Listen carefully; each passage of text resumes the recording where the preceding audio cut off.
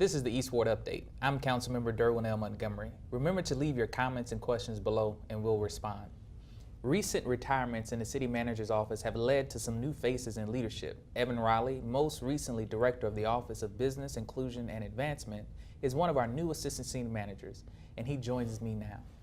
Evan, how are you, sir? Doing well, Councilmember. It's good to be with you this morning. Glad to have you. You have transitioned into another leadership role within city government, and so wanted to take the opportunity, one, to make sure that the community knows who you are, knows the type of work that you're going to be doing, and what areas of oversight you have, and then just some of the things that we can expect you kind of working on, where they can see your face. Sure, glad to share, glad to share.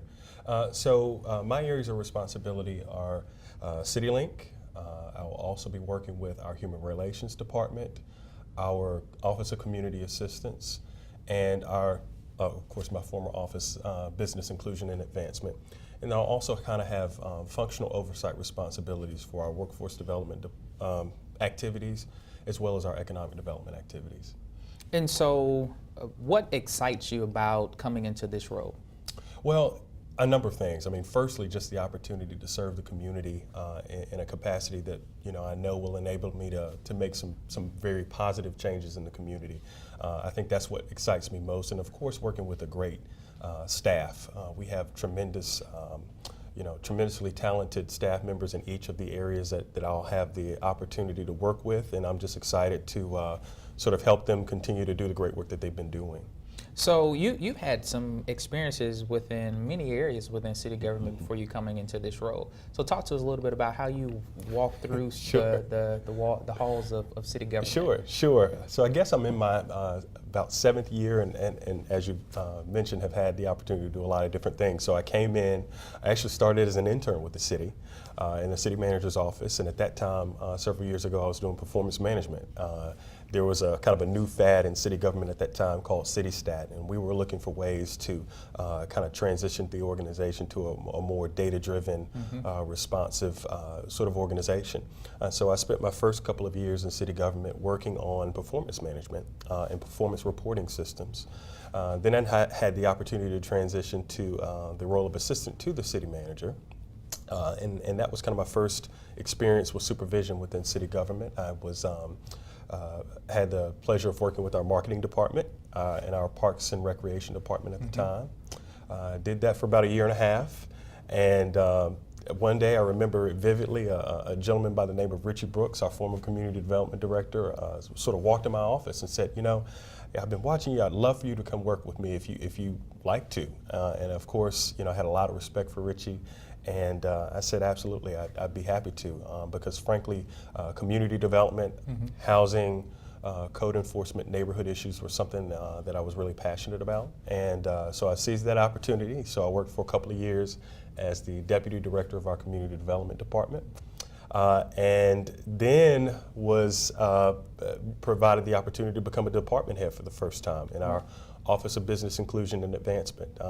Which was a new office? It was a new office, that's correct. And we sort of recognized the need for it because at the time community development kind of had 5, it was really at one point 3 or 4 different departments that had been shoved into one.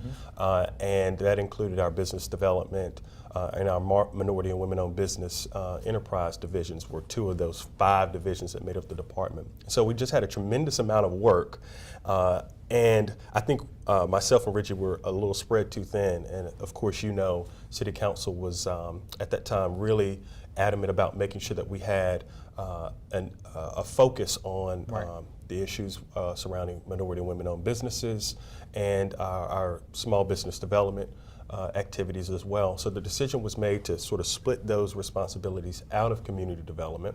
And we formed the new Office of Business Inclusion and Advancement from that. And so did that for a couple of years and was really proud of some of the work that we accomplished there and looking forward to continuing it now in this role.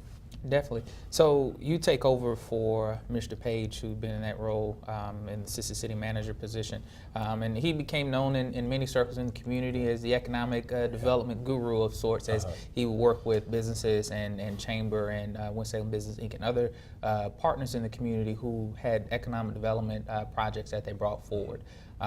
Today in our community, we still are working towards how we continue to bring more economic development throughout our entire community and ensuring that everybody has a fair shake at opportunity. So as you come into this role, how do you see yourself continuing to move us forward in working with businesses, business development, growth areas, as well as economic development in more challenged areas of the community? Sure. Well, I come into this role recognizing that I do follow in the footsteps of giants. Mr. Page was here for 34 or 5 years, and at least 20 of those doing economic development, and his predecessor, of course, Mayor Joines. Between the two of them, I think for the last 40 or 50 years in Winston-Salem have shaped economic development, the rules that we sort of play by now. But I am really excited about I think one of the focuses that I'd like to place on our economic development efforts really revolve around inclusivity, as you kind of mentioned. We have done a phenomenal job of growing our downtown, of growing areas, and everybody in the community can kind of see those taking off. But we know that there's still areas of the community that are lagging behind in terms of the private investment that they've seen. And so, one of my main focuses is going to be on how, figuring out ways that we can stimulate those areas of the community and make them right for private investment.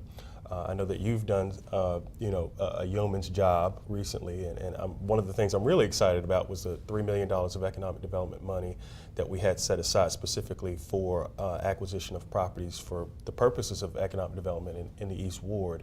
Really excited about what that can do. Of course, there was an East Ward, I guess the East End Master Plan that came out, and really excited that that money is gonna help catalyze some of the vision that was laid out in that. And I think that will bring some inclusivity as well with it.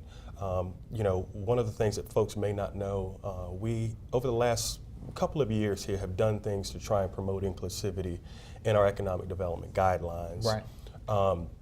And so, of course, one of those being our NRSA kind of set aside. I think that was one of the things that you advocated for, was making sure that we've got, when these companies come and they're taking advantage of incentive money that we offer, that they also, kind of give something back to the community, particularly to those areas and residents. For those who may not understand what that means, it is really saying that if you take advantage of some of the incentive dollars, there's certain areas that have already been designated that individuals often have barriers to employment, and so these companies have a responsibility to engage that population in jobs. Exactly, correct. And so that's a step that the City Council took to formally put that in our policy. And of course also the workforce housing guidelines, which I think do play hand in hand with our economic development efforts. Oftentimes that we have developers of multifamily projects that are coming to the city looking for gap financing. Yeah. And so, the council a couple of years back passed the workforce housing guideline, which basically required a certain percentage of the units in those developments to be set aside for folks making between 60 and 80 and 80 and 120% of the area median income. So seeing a lot of activity in those areas. I think we have some more projects forthcoming on that front. Well, I know that your phone and your email will be blasting here as you take over in this role and move forward. People will want to engage with you. You've already been present in the community. People know you. People have had the opportunity to continue to engage with you. But because of the type of work that you'll be engaging in, I know that people will be looking forward to the great things that will come out of the work of what you're doing. And we're grateful to have you on the team here in the city of Winston-Salem. And I know the community will be grateful for the work that you continue to push forward. So again, thank you and congratulations on coming into this new role within city government. Thank you. Appreciate the time, Councilmember. Thank you. That's the East Ward Update. I'm Councilmember Derwin Montgomery. Thanks for watching.